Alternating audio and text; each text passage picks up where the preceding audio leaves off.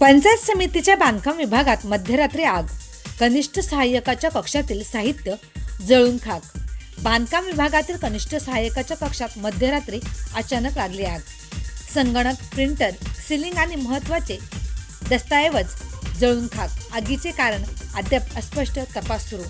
पंचायत समितीच्या बांधकाम विभागातील कनिष्ठ सहाय्यकाच्या कक्षात मध्यरात्री आग लागल्याची घटना घडली. या आगीत कक्षातील संगणक, प्रिंटर, सीलिंग तसेच महत्त्वाचे शासकीय दस्तऐवज जळून खाक झाल्याची प्राथमिक माहिती समोर आली आहे.